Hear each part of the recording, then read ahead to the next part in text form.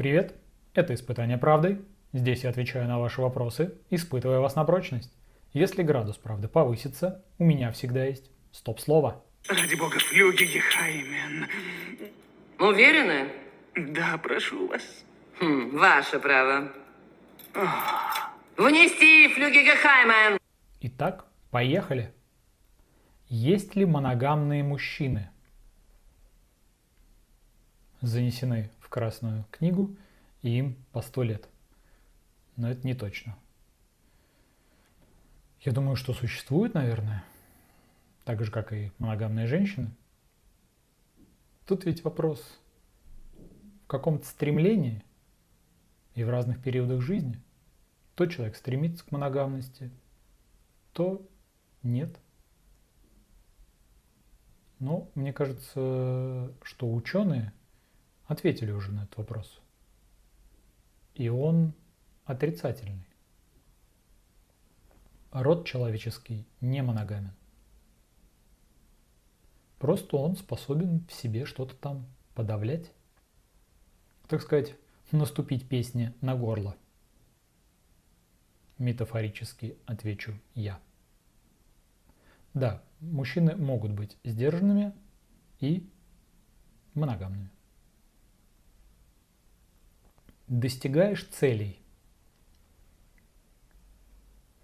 только тех, которые не ставлю. Ну, знаете, как сняли, так и задумывалось. Приятно же задним числом себе сформулировать цель, когда у тебя уже что-то есть.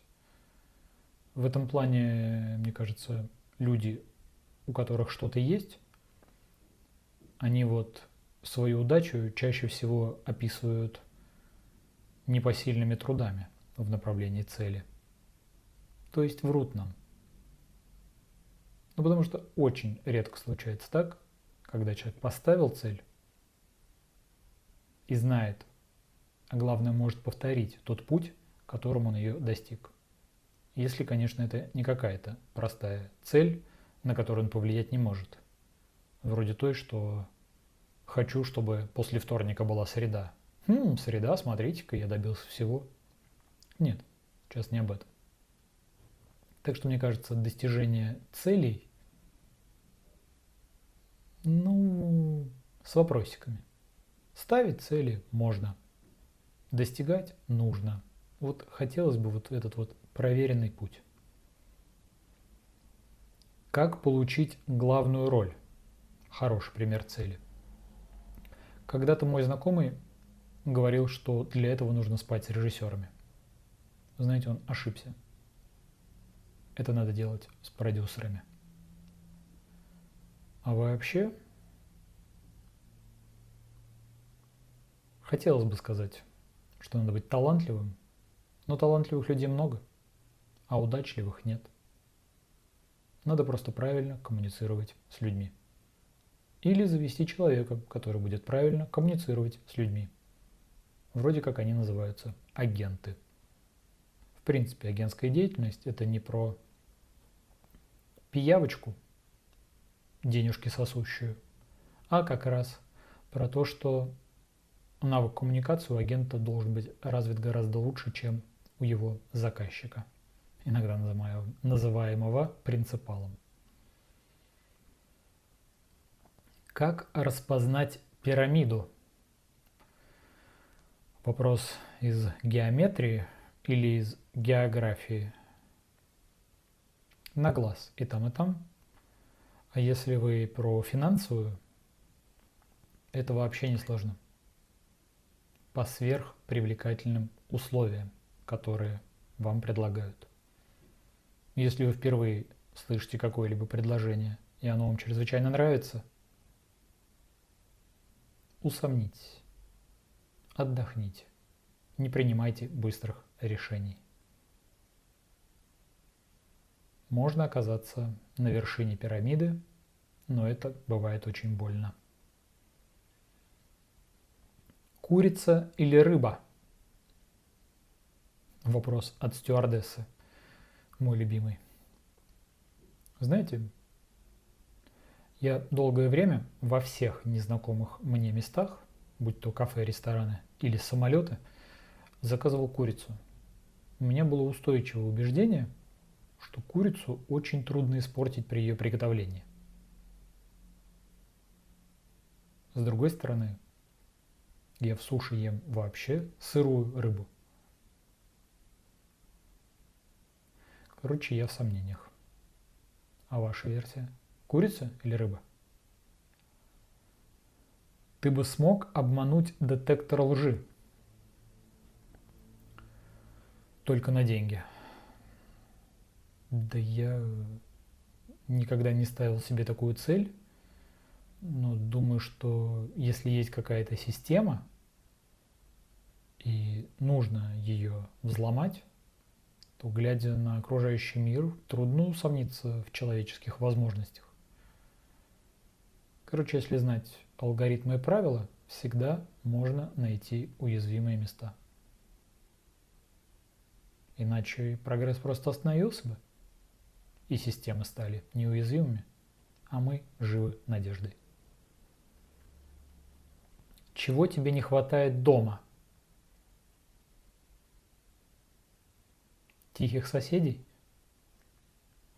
Если про интерьер, про какие-то домашние утвари, мне не хватает дома массажного кресла. Ну, это где садишься, и он тебя там массирует. Я бы от такого не отказался. Запишу себе в лист желаний, отправлю Санта-Клаусу. Посмотрим, сбудется ли Санта. Хочешь мой совет? Я всегда только за. Давайте. В принципе, люди с непрошенными советами – это лучшие гости, несмотря на любую их национальность. Хотя, вы знаете, бывает, люди смотрят на вашу жизнь и бывают правы. Может, и правду не стоит гнать всех, кто дает вам советы. Может быть, усмирить свой эгоизм и начать людей слушать. Ну, по крайней мере, пытаться. Попробую. Давайте свои советы. Под каким одеялом спишь? Надеюсь, это вопрос от производителя одеяла, и он мне пришлет его продукцию. Производитель. Я люблю тяжелые одеяла. Летом это, конечно, сложновато, но сами ощущения вот этой тяжести в ночи мне нравятся. Конечно, тут не стоит перебарщивать и отправлять мне одеяло с чугунной нитью, но по ощущениям тяжелые.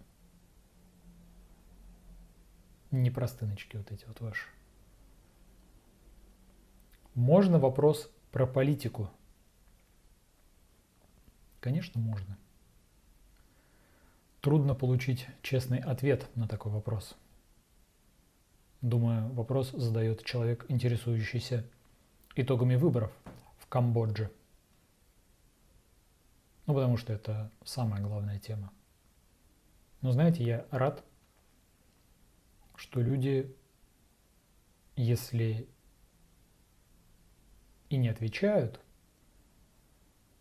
на вопрос про политику, но хотя бы их формулируют, пусть даже и не задают. Понял, нет? На этом сегодня все. Ставьте лайк, подписывайтесь на канал, оставляйте свой комментарий и звоните в колокольчик.